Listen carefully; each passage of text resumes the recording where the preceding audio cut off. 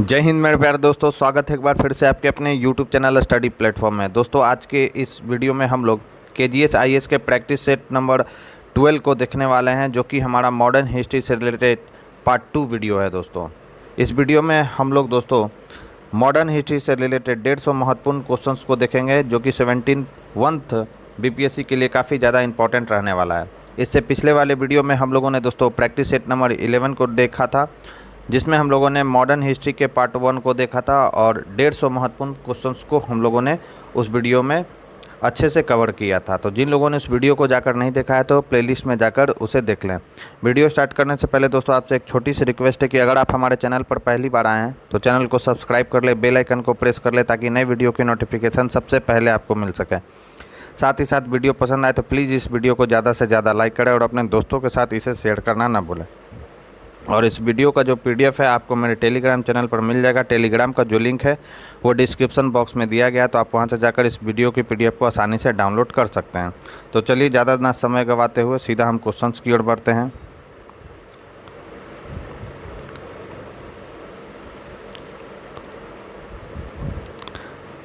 आज के डिस्कशन का हमारा फर्स्ट सवाल है, सूची 1 को सूची 2 से मिलान करना है। एक तरफ वायसराय है और दूसरी तरफ घटनाएं दी गई है कि किस वायसराय के कार्यकाल में कौन सी घटनाएं घटी है। तो अगर हम बात करें लॉर्ड चेम्सफोर्ड, तो लॉर्ड चेम्सफोर्ड के कार्यकाल में क्या हुआ था, तो सैडलर कमीशन की नियुक्ति हुई थी कब? 1917 में। भारतीय विश्वविद्यालय शिक्षा का अध्ययन एवं सुधार के लिए सैडलर आयोग यानी सैडलर कमीशन की नियुक्ति की गई थी 1917 में। याद रखना है आपको। लॉर्ड इरविन के कार्यकाल में क्या हुआ था, तो लॉर्ड इरविन के कार्यकाल में क्या हुआ था, स्वामी श्रद्धानंद की हत्या हुई थी दोस्तों, कब? 1926 में। फिर है लॉर्ड हार्डिंग द्वितीय। लॉर्ड हार्डिंग द्वितीय के समय क्या हुआ था, तो लॉर्ड हार्डिंग द्वितीय के समय हिंदू महासभा की स्थापना हुई थी कब? 1915 में। फिर लॉर्ड एल्गिन द्वितीय, तो लॉर्ड एल्गिन द्वितीय के समय क्या हुआ था, तो रैंड और आयस्ट अंग्रेज अधिकारियों की हत्या की गई थी चापेकर बंधुओं के द्वारा, कब? 1897 में। तो अगर हम बात करें ए का, तो ए का क्या हो जाएगा, ए का 2 हो जाएगा, बी का 3 हो जाएगा, बी का 3 हो जाएगा, सी का 4 हो जाएगा और डी का 1। तो इस क्वेश्चन का राइट आंसर हो जाएगा 2 3 4 1। 2 3 4 1 किस में है, तो 2 3 4 1, 2 3 4 1 एक ही ऑप्शन में, और वो ऑप्शन है ऑप्शन सी। राइट आंसर हो जाएगा सी। नेक्स्ट है अंग्रेजी अखबार सर्च लाइट के प्रथम संपादक कौन थे। तो अंग्रेजी अखबार सर्च लाइट के प्रथम संपादक कौन थे, तो मुरली मनोहर प्रसाद जो थे अंग्रेजी अखबार सर्च लाइट के प्रथम संपादक थे। अगर हम बात करें सर्च लाइट, तो सर्च लाइट की स्थापना किसके द्वारा की गई थी, तो सर्च लाइट की स्थापना जो है सच्चिदानंद सिन्हा के द्वारा की गई थी दोस्तों। और इसके प्रथम संपादक कौन थे, तो मुरली मनोहर प्रसाद जो थे इसके प्रथम संपादक थे। नेक्स्ट है कि 1946 में गठित यानी दिसंबर 1946 में गठित भारतीय संविधान सभा में महिलाओं की कितनी संख्या थी, तो इसमें महिलाओं की संख्या थी 15। राइट आंसर हो जाएगा ऑप्शन सी। नेक्स्ट है निम्नलिखित में से किसने स्वदेशी आंदोलन को बढ़ावा देने के लिए बंगाल केमिकल्स फैक्ट्री की स्थापना की थी। तो बंगाल केमिकल्स फैक्ट्री की स्थापना स्वदेशी आंदोलन को बढ़ावा देने के लिए किसके द्वारा किया गया था, तो यह किया गया था आचार्य PC रॉय के द्वारा। इनका पूरा नाम है आचार्य प्रफुल्ल चंद्र रॉय, और इसकी स्थापना इनके द्वारा कब की गई थी, तो 1901 में कोलकाता में Bengal Chemicals and Pharmaceutical Limited की स्थापना इनके द्वारा की गई थी। राइट आंसर हो जाएगा ऑप्शन बी। नेक्स्ट है निम्नलिखित में से किस घटना के बाद S सुब्रमण्यम अय्यर ने अपनी नाइट हुड की उपाधि लौटा दी थी। तो याद रखना है, होम रूल आंदोलन के दौरान मद्रास सरकार द्वारा डॉक्टर एनी बेसेंट और उनके सहयोगियों को नज़रबंद किए जाने के विरोध में इन्होंने क्या किया था, नाइट हुड की उपाधि को लौटा दिया था दोस्तों। नेक्स्ट है कि फिलॉसफी ऑफ द बम पुस्तक के लेखक कौन है। तो द फिलॉसफी ऑफ द बम के लेखक कौन है, तो यह है भगवती चरण बोहरा। राइट आंसर हो जाएगा ऑप्शन डी।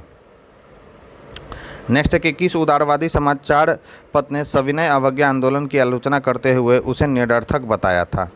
तो इस समाचार पत्र का नाम है क्या, तो इसका नाम है विविध वृत्ति ने, जिसने क्या किया था, सविनय अवज्ञा आंदोलन की आलोचना करते हुए उसे निरर्थक बताया था। नेक्स्ट है निम्नलिखित, एक मिनट,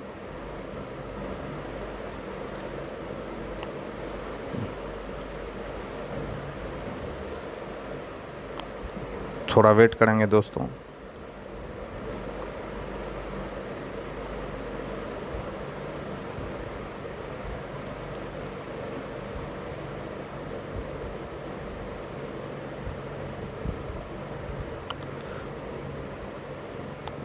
नेक्स्ट हमारा सवाल है कि निम्नलिखित शिक्षा संबंधी आयोगों और विधेयकों को उनके सही कालानुक्रम में व्यवस्थित कीजिए और सही कूट का चयन कीजिए कि सबसे पहले कौन आएगा। तो अगर हम बात करें सबसे पहले हंटर आयोग आया था। इसका गठन कब किया गया था? तो 1882 में। फिर है सैडलर कमीशन, तो सैडलर आयोग का गठन किया गया था 1917 में। फिर है हॉटेक समिति, तो हॉटेक समिति का गठन कब किया गया था? 1929 में। फिर है सार्जेंट योजना, तो सार्जेंट योजना कब लाया गया था? तो यह लाया गया था 1944 में। और भारतीय विश्वविद्यालय अधिनियम, तो यह लाया गया था कब? तो ये लाया गया था 1904 में। तो आप यहाँ आसानी से देख सकते हैं कि सबसे पहले क्या आएगा? एक आएगा, उसके बाद क्या आएगा? उसके बाद 1904 आएगा, यानी भारतीय विश्वविद्यालय अधिनियम आएगा, यानी 1-5, उसके बाद 5 आएगा।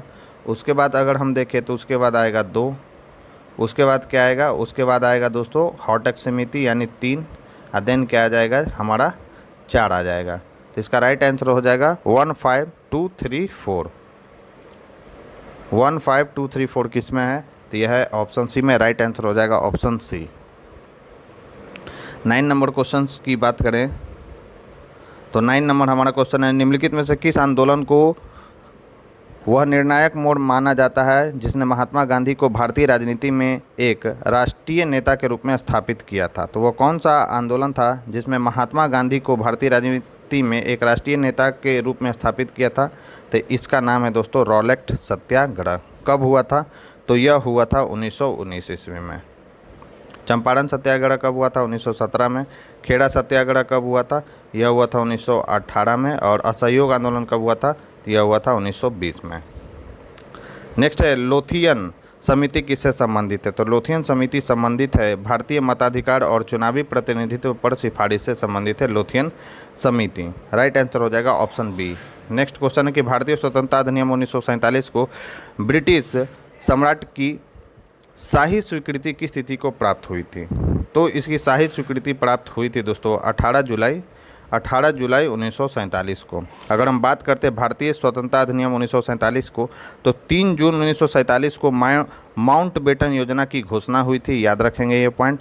5 जुलाई को जो है ब्रिटिश संसद द्वारा भारतीय स्वतंत्रता विधेयक को क्या किया गया था? पारित किया गया था।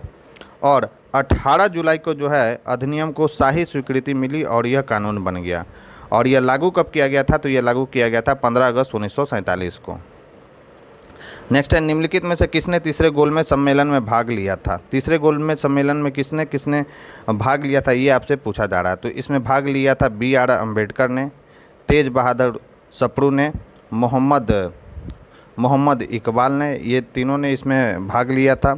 किसने इसमें भाग नहीं लिया था? तो याद रखना है, इसमें भाग नहीं किसने लिया था? तो B.D.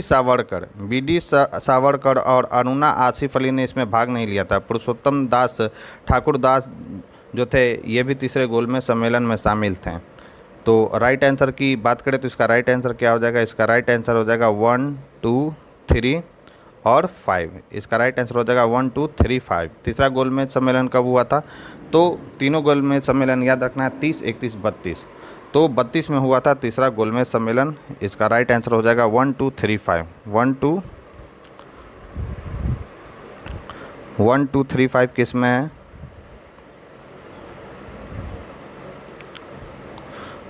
अच्छा 1, 2, 3, 6 हो जाएगा। 1, 2, 3, 6। 1, 2, 3, 6 इसका राइट आंसर हो जाएगा। राइट आंसर की बात करें तो इसका राइट आंसर हो जाएगा ऑप्शन बी।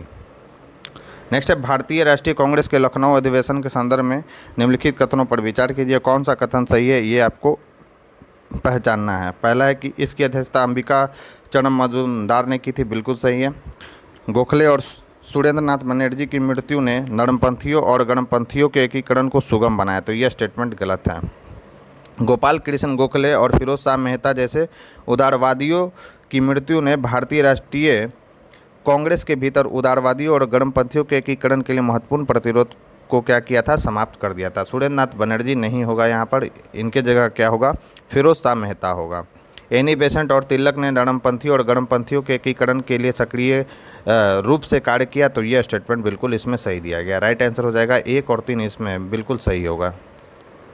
नेक्स्ट है, निम्नलिखित में से कौन एडवर्ड गेट द्वारा गठित चंपारण कृषि समिति का सदस्य नहीं था? तो इसमें कौन सदस्य नहीं थे? तो इसमें सदस्य नहीं थे राजकुमार शुक्ल। FG सलाई थे इसके सदस्य, महात्मा गांधी भी थे, और नारायण सिंह जो थे इसके सदस्य थे। राजकुमार शुक्ल जो थे इसके सदस्य नहीं थे, याद रखना है। अध्यक्षता किसने की थी? तो याद रखना है इसके अध्यक्ष बनाए गए थे FG सलाई।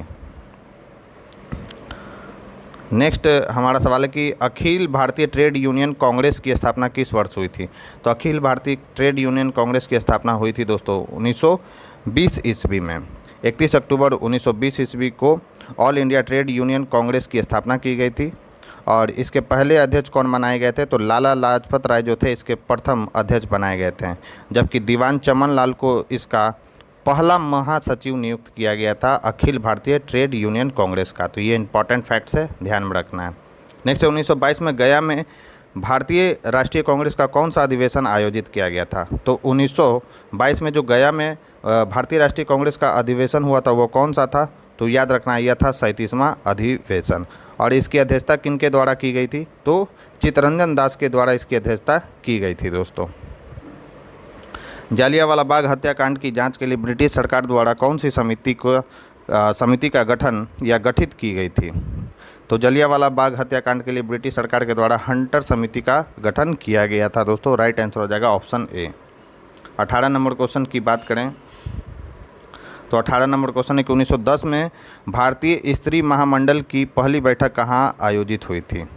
तो इसका आयोजन हुआ था इलाहाबाद में। 1910 में भारतीय स्त्री महामंडल की पहली बैठक कहाँ पे हुई थी दोस्तों? तो इलाहाबाद में हुई थी, याद रखना है। नेक्स्ट है 19 नंबर सवाल कि भारत की पहली महिला बैरिस्टर कौन थी? तो भारत की पहली महिला बैरिस्टर थी कॉर्नेलिया सोराबजी। कॉर्नेलिया सोराबजी जो थी वह भारत की पहली महिला बैरिस्टर थी। राइट आंसर हो जाएगा ऑप्शन ए। 20 नंबर क्वेश्चन की बात करें तो 20 नंबर हमारा क्वेश्चन है कि बिहपुर सत्याग्रह निम्नलिखित में से किस आंदोलन से जुड़ा था? तो बिहपुर जो सत्याग्रह था वह किस आंदोलन से जुड़ा था? तो सविनय अवज्ञा आंदोलन से जुड़ा था। राइट आंसर हो जाएगा ऑप्शन बी। नेक्स्ट है कि गांधी इरविन समझौते के संदर्भ में निम्नलिखित कथनों पर विचार कीजिए और गलत कथन की पहचान करना है कि कौन सा स्टेटमेंट इसमें से गलत है। तो इस समझौते के तहत हिंसा के दोषी राजनीतिक कैदियों को रिहा किया गया था, तो यह स्टेटमेंट गलत है। इस समझौते में केवल उन राजनीतिक कैदियों की रिहाई का प्रावधान था जो हिंसा में शामिल नहीं थे। जो लोग हिंसक घटनाओं में दोषी पाए गए थे उन्हें रिहा नहीं किया गया था। शांतिपूर्ण धरने के अधिकार को मान्यता दी गई, तो यह स्टेटमेंट सही है। सविनय अवज्ञा आंदोलन के दौरान पुलिस के अत्याचारों की घटनाओं की सार्वजनिक जांच शुरू की गई थी, तो इसमें यह स्टेटमेंट गलत है कि सविनय अवज्ञा आंदोलन के दौरान पुलिस के अत्याचारों की घटनाओं की सार्वजनिक जांच शुरू की गई थी। गलत पूछा जा रहा था, तो 1 और 3 हमारा राइट आंसर होगा, यानी ऑप्शन बी। नेक्स्ट सवाल है हमारा कि साइमन कमीशन के संदर्भ में कौन सा कथन गलत है, और गलत कथन की पहचान करना है कि इसमें से कौन सा स्टेटमेंट गलत है। तो इसका गठन ब्रिटिश प्रधानमंत्री स्टैनली बाल्डविन के कार्यकाल में किया गया था, तो बिल्कुल सही है कि इसका गठन जो है नवंबर 1927 में ब्रिटिश प्रधानमंत्री स्टैनली बाल्डविन के कार्यकाल में किया गया था। पंजाब के कम्युनिस्ट दल और जस्टिस पार्टी ने इस आयोग का बहिष्कार नहीं किया था, तो यह भी स्टेटमेंट सही है। साइमन कमीशन के साथ कार्य करने के लिए डॉक्टर BR अम्बेडकर को बम्बई विधान परिषद द्वारा नियुक्त किया गया था, यह भी स्टेटमेंट बिल्कुल सही है। लास्ट है हमारा कि इसने दलित वर्गों के लिए एक पृथक निर्वाचक मंडल के प्रस्ताव को क्या कर लिया था, स्वीकार कर लिया था, तो यह स्टेटमेंट जो है गलत दिया गया है। साइमन कमीशन ने यानी आयोग ने अपनी रिपोर्ट में अवर वर्गों के लिए पृथक निर्वाचक मंडल के प्रस्ताव को स्वीकार नहीं किया। यह मुद्दा बाद में गोलमेज सम्मेलनों और सांप्रदायिक पुरस्कार में उठाया गया था, तो यही स्टेटमेंट हमारा गलत है। राइट आंसर हो जाएगा डी। नेक्स्ट हमारा सवाल है 23 नंबर के ब्रिटिश सरकार द्वारा बंगाल के विभाजन को आधिकारिक तौर पर कब लागू किया गया था? तो ब्रिटिश सरकार द्वारा बंगाल के विभाजन को आधिकारिक तौर पर लागू किया गया था 16 अक्टूबर 1905 को। राइट आंसर हो जाएगा ऑप्शन बी। और उस समय जो थे भारत के वायसराय कौन थे? तो लॉर्ड कर्जन जो थे भारत के वायसराय थे। अगर बोला जाए कि इसकी उद्घोषणा कब की गई थी, तो याद रखना है बंगाल विभाजन की उद्घोषणा की गई थी 19 जुलाई 1905 को। लागू कब किया गया था, तो 16 अक्टूबर 1905 को। नेक्स्ट, निम्नलिखित व्यक्तियों में से कौन असहयोग आंदोलन के बाद कांग्रेस में अपरिवर्तनवादी यानी नो चेंजर समूह में शामिल थे। तो इसमें कौन कौन से शामिल थे ये आपसे पूछा जा रहा है। तो इसमें शामिल थे दोस्तों कौन कौन, तो डॉक्टर राजेंद्र प्रसाद, M.A. अंसारी और C. गोपालाचारी, ये अपरिवर्तनवादी समूह में शामिल थे। राइट आंसर हो जाएगा 2, 3 और 4, जो कि किस ऑप्शन में है, तो यह है ऑप्शन बी में। नेक्स्ट है कि निष्ठुर आलोचना और स्वतंत्र विचार ये क्रांतिकारी सोच के दो अहम लक्षण हैं। यह विचार निम्नलिखित में से किससे संबंधित है, तो यह संबंधित है दोस्तों भगत सिंह से। राइट आंसर हो जाएगा ऑप्शन ए, इसका बिल्कुल परफेक्ट आंसर होगा। नेक्स्ट है खिलाफत आंदोलन से संबंधित समय अवधि और घटनाओं के निम्नलिखित युग्मों में से कौन सुमेलित नहीं है। आइए एक एक कर हम लोग देखते हैं। तो याद रखना है कि जून 1920 में वेल्स के राजकुमार की भारत यात्रा के विरोध में देश भर में हड़ताल प्रदर्शन हुआ था। तो ये जो था जून 1920 नहीं था बल्कि नवंबर 1921, याद रखना ये 1921 की घटना है। जब क्या हुआ था, वेल्स के राजकुमार की भारत यात्रा के विरोध में देश भर में हड़ताल और प्रदर्शन हुए थे। सितंबर 1920 में कलकत्ता अधिवेशन में कांग्रेस ने असहयोग आंदोलन के कार्यक्रम को स्वीकृति दी थी। यह स्टेटमेंट इसमें सही दिया गया है। फिर है कि दिसंबर 1920 में क्या हुआ था, नागपुर में हुए कांग्रेस अधिवेशन में असहयोग आंदोलन के कार्यक्रम को औपचारिक रूप से अपनाया गया। यह भी स्टेटमेंट सही है। और जुलाई 1921 में क्या हुआ था, अली बंधुओं ने मुसलमानों से अपील की कि वे सेना से त्यागपत्र दें क्योंकि यह इस्लाम के विरुद्ध है। तो यह भी स्टेटमेंट गलत है, सही है।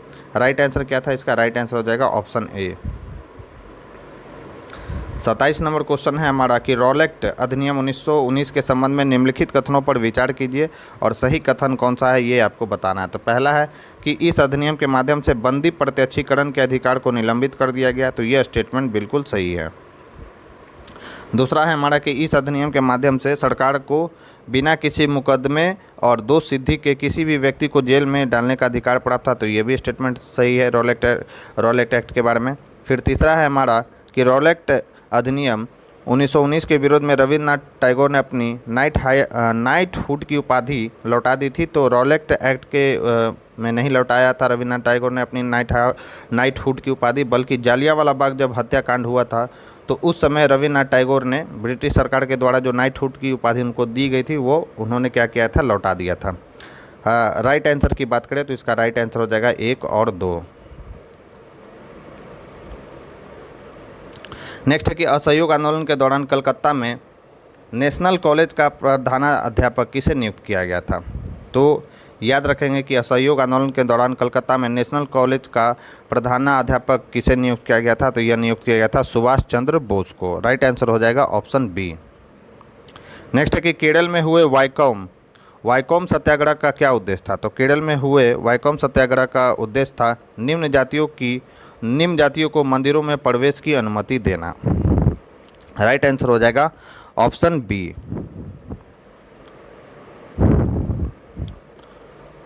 नेक्स्ट है हमारा सवाल कि उग्र राष्ट्रवादियों के संदर्भ में निम्नलिखित में से कौन सा कथन सही है। ये आपसे सवाल पूछा गया है। तो पहला है हमारा कि उन्हें क्रांतिकारी भी कहा जाता है। तो यह स्टेटमेंट गलत है। उग्र राष्ट्रवादियों को उग्रवादी कहा जाता है, न कि क्रांतिकारी कहा जाता है। अरविंद घोष, बिपिन चंद्रपाल और लाला लाजपत राय जैसे नेता इस समूह से संबंधित थे। तो यह बिल्कुल सही है। नेक्स्ट है कि वे स्वतंत्रता प्राप्त करने के लिए साहसी और व्यक्तिगत स्तर पर किए गए क्रांतिकारी कार्यों का समर्थन करते थे। तो यह स्टेटमेंट गलत है।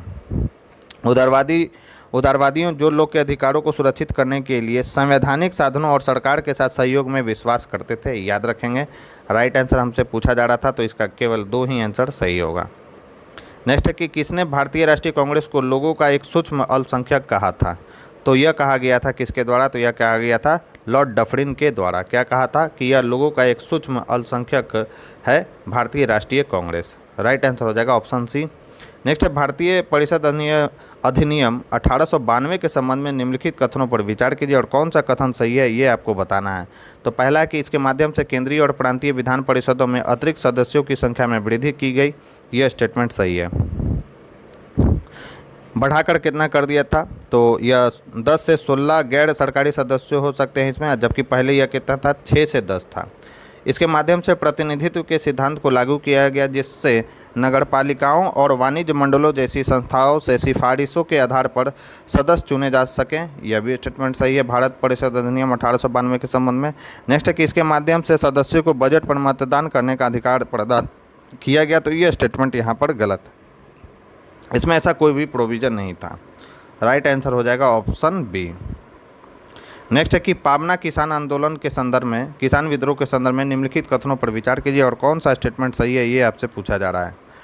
कि अमृत बाजार पत्रिका ने पाबना के किसानों द्वारा कृषि लीग के गठन का विरोध किया था, तो यह बिल्कुल सही है कि अमृत बाजार पत्रिका ने पाबना के किसानों द्वारा कृषि लीग के गठन का विरोध किया था। किसान ब्रिटिश शासन के प्रति वफादार रहे और केवल काश्तकार के रूप में मान्यता चाहते थे, तो यह बिल्कुल सही है। फिर हमारा है कि ईशान चंद्र राय और शंभूपाल इस विद्रोह के प्रमुख नेता थे, तो यह भी बिल्कुल सही है कि पाबना किसान जो विद्रोह हुआ था उसके प्रमुख जो नेता थे उनमें ईशान चंद्र राय और शंभूपाल इसमें सम्मिलित थे। राइट आंसर हो जाएगा, सभी के सभी स्टेटमेंट सही है। राइट आंसर हो जाएगा ऑप्शन डी। जैसे कि मई 1934 में चुनाव लड़ने के लिए एक संसदीय बोर्ड की स्थापना हेतु अखिल भारतीय कांग्रेस समिति की बैठक कहाँ हुई थी, इंपॉर्टेंट है ये सवाल। तो मई 1934 में चुनाव लड़ने के लिए एक संसदीय बोर्ड का गठन किया गया था, जिसका नाम था अखिल भारतीय कांग्रेस समिति। और इसका जो बैठक हुई थी दोस्तों, इसकी जो बैठक हुई थी वो कहाँ पे हुई थी, तो यह हुई थी पटना में। राइट आंसर हो जाएगा ऑप्शन सी। 35 नंबर क्वेश्चंस की बात करें तो 35 नंबर हमारा सवाल है कि किस वर्ष नाटू बंधुओं को बिना मुकदमा चलाए निर्वासित कर दिया गया और बाल गंगाधर तिलक को राजद्रोह के आरोप में जेल में डाल दिया गया, तो यह हुआ था 1897 में। नेक्स्ट है कि जालियांवाला बाग हत्याकांड के बाद जनरल डायर के समर्थन में किस ब्रिटिश अखबार ने 30,000 पाउंड एकत्र किए थे, तो याद रखना है किसने किया था। उस समाचार ब्रिटिश अखबार का नाम क्या है, तो इसका नाम है द मॉर्निंग पोस्ट। इंपॉर्टेंट है ये सवाल, याद रखना है। 36 का राइट आंसर हो जाएगा ऑप्शन बी। नेक्स्ट है कि गांधी इरविन समझौते पर कब हस्ताक्षर हुआ, तो गांधी इरविन समझौते पर हस्ताक्षर हुआ था 5 मार्च 1931 को। राइट आंसर हो जाएगा ऑप्शन बी। नेक्स्ट है कि एंड्रयूज फ्रेजर की अध्यक्षता में गठित किस विषय से संबंधित था, तो एंड्रयूज फ्रेजर की अध्यक्षता में गठित आयोग किस विषय से संबंधित था, तो यह संबंधित था पुलिस सुधार से। राइट आंसर हो जाएगा ऑप्शन सी। भारतीय पुलिस आयोग का गठन किया गया था कब, 1902 से 1903, याद रखेंगे। नेक्स्ट है कि अभिकथन और कारण से रिलेटेड जो है सवाल यहाँ पर दिया गया है। पहला स्टेटमेंट है हमारा कि वर्ष 1939 में सभी प्रांतों में कांग्रेस मंत्रिमंडलों ने इस्तीफा दे दिया, तो यह बिल्कुल सही है। कांग्रेस ने निर्वाचित मंत्रिमंडल के कार्यों से ब्रिटिश हस्तक्षेप का विरोध किया, तो ऐसा इसमें कोई भी प्रोविज़न नहीं था। राइट आंसर हो जाएगा ए सही है लेकिन आर गलत है। ए सही है किंतु आर गलत है, सी आंसर होगा। सुभाष चंद्र बोस ने पहली बार भारतीय राष्ट्रीय कांग्रेस के किस वार्षिक अधिवेशन की अध्यक्षता की थी, इंपॉर्टेंट है ये सवाल। तो याद रखना है कि पहली बार 1938 में हरिपुरा अधिवेशन की अध्यक्षता किया गया था सुभाष चंद्र बोस के द्वारा। राइट आंसर होगा ऑप्शन बी। नेक्स्ट है निम्नलिखित विवरण पर विचार कीजिए और उपयुक्त विवरण निम्नलिखित में से किस व्यक्ति से संबंधित है ये आपको बताना है।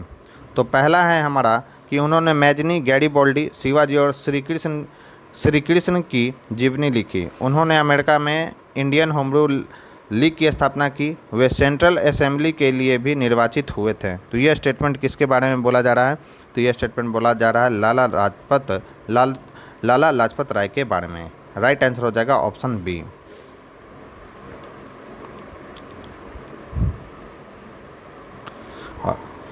नेक्स्ट है हमारा, और पूछा जाए कि सेंट्रल असेंबली के लिए कब निर्वाचित हुए थे, तो 1920 में, याद रखेंगे।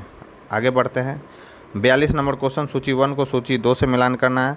तो भारत मित्र किस भाषा में प्रकाशित होता था, तो यह हिंदी भाषा में प्रकाशित होता था। राष्ट्रमत की बात करें यानी राष्ट्रमाता भी इसे कहा जाता है, तो यह मराठी भाषा में प्रकाशित होता था।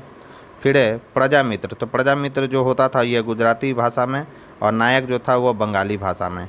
तो ए का 4 हो गया, बी का क्या हो गया 3 हो गया, सी का क्या हो गया 1 हो गया, और डी का क्या हो गया 2। तो इस क्वेश्चन का राइट आंसर हो जाएगा 4312। 4312 किस में है, तो यह है ऑप्शन बी में। राइट आंसर होगा ऑप्शन बी। संविधान को लागू करने के लिए 26 जनवरी 1950 का दिन ही क्यों चुना गया, ये आपसे सवाल पूछा गया है। क्यों चुना गया था? क्योंकि कांग्रेस ने 26 जनवरी 1930 को पहला स्वतंत्रता दिवस मनाया गया था, इसलिए संविधान को लागू करने के लिए 26 जनवरी 1950 का दिन चुना गया था। राइट आंसर हो जाएगा ऑप्शन सी। 44 नंबर क्वेश्चन की बात करें तो 44 नंबर हमारा क्वेश्चन है कि निम्नलिखित कथनों पर विचार कीजिए और कौन सा कथन इसमें सही है, ये आपको बताना है। पहला है हमारा कि भारत की संविधान सभा का निर्वाचन 1946 में प्रांतीय विधानसभाओं द्वारा किया गया था, यह बिल्कुल सही है। जवाहरलाल नेहरू, मोहम्मद अली जिन्ना और सरदार वल्लभ भाई पटेल भारत की संविधान सभा के सदस्य थे, तो यह स्टेटमेंट जो है हमारा गलत है। जवाहरलाल नेहरू और सरदार वल्लभ भाई पटेल संविधान सभा के सदस्य थे, हालांकि मोहम्मद अली जिन्ना संविधान सभा के सदस्य नहीं थे। नेक्स्ट हमारा सवाल स्टेटमेंट है कि भारत की संविधान सभा का पहला सत्र जो है दिसंबर 1946 में आयोजित किया गया था, तो यह भी स्टेटमेंट बिल्कुल सही है दोस्तों। चौथा है कि भारत का संविधान 26 जनवरी 1950 को अपनाया गया था, तो 26 जनवरी 1950 को अपनाया नहीं गया था बल्कि 26 नवंबर, याद रखना है 26 नवंबर 1949 को जो है संविधान सभा द्वारा जो है इसे अपनाया गया था। राइट आंसर हो जाएगा 1 और 3 ही इसमें परफेक्ट है, ऑप्शन सी इसका बिल्कुल सही होगा। नेक्स्ट सवाल है कि स्वतंत्रता संग्राम के संदर्भ में शाहनवाज खान, प्रेम कुमार सहगल और गुरबख्श सिंह ढिल्लों को किस रूप में याद किया जाता है? तो इन्हें याद किया जाता है इंडियन नेशनल आर्मी यानी आज़ाद हिंद फौज के अधिकारी के रूप में। राइट आंसर हो जाएगा ऑप्शन डी। नेक्स्ट है निम्नलिखित स्थानों और सुभाष चंद्र बोस द्वारा प्रयुक्त उपनामों के युग्मों पर विचार कीजिए और उपयुक्त में से कितने सुमेलित है ये आपको बताना है। तो जर्मनी में किसे किया गया था? तो यह किया गया था ऑरलैंडो मोजोटो को, ये हो गया इसका। टोक्यो की बात करें तो इसमें किसे किया गया था? तो टोक्यो में मात्सुडा को किया गया था, तो यहाँ पर तो है नहीं मात्सुडा। फिर पेशावर में जो है एमडी जियाउद्दीन को किया गया था, तो यही केवल यहाँ पर एक ही जो है यहाँ पर सही लगा हुआ है, ठीक है। तो इसका राइट आंसर क्या हो जाएगा? इसका राइट आंसर हो जाएगा केवल एक ही सही है यहाँ पे। सुमेलित कौन सा है? तो केवल एक। फिर है कि देसाई लियाकत समझौते से संबंधित निम्नलिखित कथनों पर विचार कीजिए और कौन सा स्टेटमेंट सही है, ये आपको बताना है। तो पहला कि इसका उद्देश्य कांग्रेस और मुस्लिम लीग के बीच गतिरोध को तोड़ने का प्रयास करना था, यह स्टेटमेंट बिल्कुल सही दिया गया है। नेक्स्ट है कि इसमें क्या किया गया था? अल्पसंख्यकों के लिए 33% आरक्षित सीटों का प्रस्ताव था, तो यह स्टेटमेंट गलत है। 33 नहीं था, यह कितना था? तो यह 20% था, सीटों को आरक्षित रखने का प्रस्ताव इसमें रखा गया था। अंतरिम सरकार के लिए केंद्रीय विधायिका में कांग्रेस और लीग को समान प्रतिनिधित्व देने का प्रस्ताव रखा गया था, यह स्टेटमेंट बिल्कुल सही है दोस्तों। तो राइट आंसर क्या हो जाएगा? 1 और 3 इसका राइट आंसर हो जाएगा। नेक्स्ट है कि अभी या कभी नहीं, क्या हम हमेशा के लिए जिएंगे या नष्ट हो जाएंगे शीर्षक वाली पुस्तिका जिसमें पहली बार पाकिस्तान शब्द का प्रयोग किया गया था, किसने लिखी थी? यह पुस्तक लिखा गया था दोस्तों किसके द्वारा? तो चौधरी रहमत अली के द्वारा। राइट आंसर हो जाएगा ऑप्शन सी। नेक्स्ट है कि किस आंदोलन में गढ़वाल रेजिमेंट के सैनिकों ने क्रांतिकारियों पर गोली चलाने से इनकार कर दिया था? तो इसका नाम था सविनय अवज्ञा आंदोलन। सविनय अवज्ञा आंदोलन के दौरान क्या हुआ था? गढ़वाल रेजिमेंट के जो सैनिक थे उन्होंने क्रांतिकारियों पर गोली चलाने से इनकार कर दिया था। राइट आंसर होगा ऑप्शन ए। नेक्स्ट है 1928 में इंडिपेंडेंस ऑफ इंडिया लीग की स्थापना में निम्नलिखित में से कौन से व्यक्ति शामिल थे?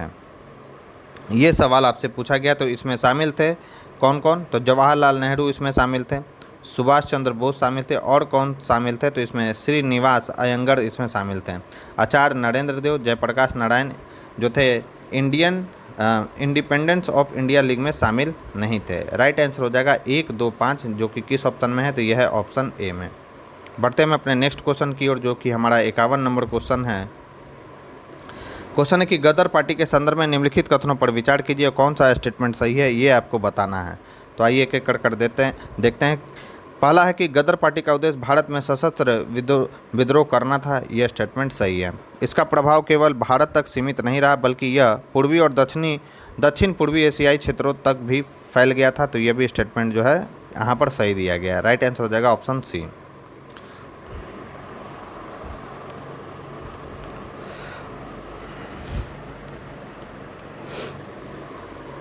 नेक्स्ट है कि 14 सूत्री प्रस्ताव के संदर्भ में निम्नलिखित में से कौन सा कथन सही नहीं है। 14 सूत्री प्रस्ताव के बारे में पूछा जा रहा है यहाँ पर सवाल। तो 14 सूत्री प्रस्ताव मोहम्मद अली जिन्ना द्वारा प्रस्तुत किया गया था, यह बोला गया है। तो यह स्टेटमेंट सही है कि 14 सूत्री जो प्रस्ताव था वह मोहम्मद अली जिन्ना द्वारा प्रस्तुत किया गया था। यह प्रस्ताव जो है 28 मार्च 1929 को प्रस्तुत किया गया था। यह भी स्टेटमेंट जो है बिल्कुल सही है। इसका उद्देश्य मॉन्टेग्यू चेम्सफोर्ड सुधारों द्वारा उठाई गई चिंताओं का समाधान करना था। तो यही स्टेटमेंट यहाँ पर जो है गलत दिया गया है। नेक्स्ट है कि यह प्रस्ताव स्वशासी भारत में मुसलमानों के राजनीतिक अधिकारों की रक्षा के लिए तैयार किया गया था। तो यह भी स्टेटमेंट बिल्कुल सही यहाँ पर दिया गया है। राइट आंसर की बात करें तो सी इसका बिल्कुल परफेक्ट आंसर होगा। इसका जो बाकी डिटेल है दोस्तों वो आपको पीडीएफ में देखने को मिल जाएगा। पीडीएफ में काफ़ी डिटेल में दिया गया है। मैं जो भी इम्पोर्टेंट फैक्ट्स है पीडीएफ का उसे मैं डिस्कस कर दूंगा, बाकी आप जो है पीडीएफ में देख लेंगे। नेक्स्ट है हमारा अहरार आंदोलन के संदर्भ में निम्नलिखित कथनों पर विचार कीजिए और सही कथन की पहचान कीजिए कि कौन सा स्टेटमेंट सही है। तो इसकी स्थापना 1910 में मौलाना मोहम्मद अली द्वारा की गई थी, बिल्कुल सही है। यह आंदोलन उग्र राष्ट्रवादी राजनीति में सक्रिय भागीदारी का समर्थन करता था, यह भी स्टेटमेंट सही है। राइट आंसर हो जाएगा ऑप्शन सी। नेक्स्ट है कि मैडम भीकाजी कामा के संदर्भ में निम्नलिखित कथनों पर विचार कीजिए और कौन सा स्टेटमेंट इसमें सही है, ये आपको बताना है। तो यह है कि उन्होंने 1897 में पेरिस में अंतर्राष्ट्रीय समाजवादी सम्मेलन में भारतीय राष्ट्रीय ध्वज फहराया था। तो याद रखना है यह स्टेटमेंट गलत है। 1897 में नहीं बल्कि याद रखना है 1907 में। 1907 में पेरिस में नहीं बल्कि 1907 में जो है पेरिस में नहीं बल्कि जर्मनी के स्टुटगार्ट में अंतर्राष्ट्रीय समाजवादी सम्मेलन में हुई थी और उस दौरान उन्होंने भारतीय राष्ट्रीय ध्वज को फहराया था। ठीक है, तो 1907 में जो है जर्मनी के स्टुटगार्ट में मैडम भीकाजी कामा के द्वारा भारतीय राष्ट्रीय ध्वज फहराया गया था। उन्होंने दादा भाई नौरोजी की निजी सचिव के रूप में कार्य किया था, यह स्टेटमेंट बिल्कुल सही है। उनका जन्म एक पारसी परिवार में हुआ था, तो यह भी स्टेटमेंट सही है मैडम भीकाजी कामा के बारे में कि उनका जन्म जो हुआ था पारसी परिवार में हुआ था। राइट आंसर हो जाएगा 2 और 3 सही है। नेक्स्ट है सूची 1 को सूची 2 से मिलान करना। एक तरफ संगठन है और संबंध नेता। तो अभिनव भारत सोसाइटी, तो बहुत ही इंपॉर्टेंट ये सवाल है। यहाँ से 4 सवाल आपके फिक्स रहेंगे दोस्तों, क्योंकि सवाल संगठन और उनसे संबंधित जो नेता है पूछा जाता है बीपीएससी में। अभिनव भारत सोसाइटी, तो अभिनव भारत सोसाइटी की स्थापना की गई थी बीडी सावरकर के द्वारा।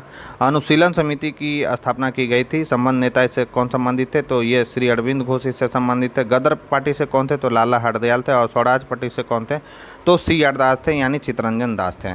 ए का क्या हो जाएगा, ए का 4 हो जाएगा, बी का 1 हो जाएगा, सी का 2 हो जाएगा और डी का 3। तो क्वेश्चन का राइट आंसर हो जाएगा 4 1 2 3। 4 1 2 3 किस में है, तो यह है ऑप्शन डी में। राइट आंसर हो जाएगा ऑप्शन डी। नेक्स्ट है कि कानपुर षड्यंत्र मामला निम्नलिखित में से किस घटना से संबंधित है। तो यह किस घटना से संबंधित है, तो कम्युनिस्ट नेताओं की गिरफ्तारी से संबंधित है कानपुर षड्यंत्र मामला।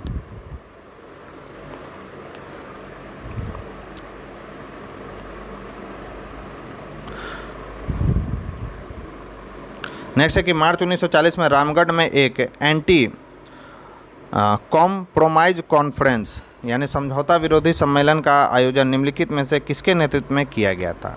तो यह किसके नेतृत्व में चलाया गया था, तो सुभाष चंद्र बोस के नेतृत्व में चलाया गया था एंटी कॉम्प्रोमाइज कॉन्फ्रेंस का आयोजन। राइट आंसर हो जाएगा ऑप्शन बी। नेक्स्ट है कि अखिल भारतीय किसान सभा 1936 के निम्नलिखित में से कौन से उद्देश्य थे। उद्देश्य आपसे पूछा जा रहा है कि इसमें से इसका कौन सा उद्देश्य था, तो जमींदारी प्रथा का उन्मूलन यह इसका उद्देश्य था। काश्तकारों के लिए भूमि स्वामित्व की संरक्षण यह भी इसका उद्देश्य था। कृषि मजदूरों के लिए उचित जीवन यापन योग्य वेतन सुनिश्चित करना यह भी जो था अखिल भारतीय किसान सभा का उद्देश्य था। भू राजस्व का पूर्ण उन्मूलन इसका उद्देश्य नहीं था। राइट आंसर हो जाएगा 1 2 और 3। 59 नंबर क्वेश्चन की बात करें तो 59 नंबर हमारा क्वेश्चन है कि लॉर्ड कर्जन द्वारा 1905 में किया गया बंगाल विभाजन कब तक प्रभावी रहा। तो यह प्रभावी कब तक रहा था, तो यह प्रभावी रहा था किंग जॉर्ज पंचम ने 1911 में दिल्ली दरबार में कर्जन के अधिनियम को रद्द कर दिया था, उस समय तक यह प्रभावी रहा था दोस्तों। नेक्स्ट है निम्नलिखित में से कौन सा कथन राष्ट्रीय आंदोलन में प्रारंभिक राष्ट्रवादियों के योगदान को सटीक रूप से दर्शाता है। राइट आंसर की बात करें तो इसका राइट आंसर हो जाएगा कि उन्होंने जनता को राजनीतिक गतिविधियों का प्रशिक्षण दिया, आधुनिक विचार को लोकप्रिय बनाया और राष्ट्रीय एकता की भावना को प्रोत्साहित किया। यह बिल्कुल सही इसका आंसर होगा। नेक्स्ट है, भारतीय राष्ट्रीय कांग्रेस पर प्रार्थना निवेदन और विरोध की राजनीति करने का आरोप किसने लगाया था? तो यह आरोप लगाया गया था किसके द्वारा? तो यह आरोप लगाया गया था दोस्तों बाल गंगाधर तिलक के द्वारा। इंपॉर्टेंट रहेगा यह सवाल। राइट आंसर होगा ऑप्शन बी। नेक्स्ट है, निम्नलिखित में से कौन सी घटना भारतीय राष्ट्रीय कांग्रेस में विभाजन का कारण बनी जिसने उदारवादी और उग्रवादी गुटों का उदय हुआ? जिससे उदारवादी और उग्रवादी गुटों का उदय हुआ था तो यह था स्वदेशी आंदोलन। बंगाल विभाजन के विरोध में कौन सा आंदोलन चलाया गया था? स्वदेशी आंदोलन या बंगभन आंदोलन के भी नाम से हम लोग इसे जानते थे और इसके 3 प्रमुख नेता थे, लाल, बाल और पाल। नेक्स्ट है कि निम्नलिखित में से किस कॉलेज में 1885 में भारतीय राष्ट्रीय कांग्रेस का पहला अधिवेशन आयोजित किया गया था? तो इसका आयोजन किया गया था गोकुल दास तेजपाल संस्कृत कॉलेज में। कब? 1985 में।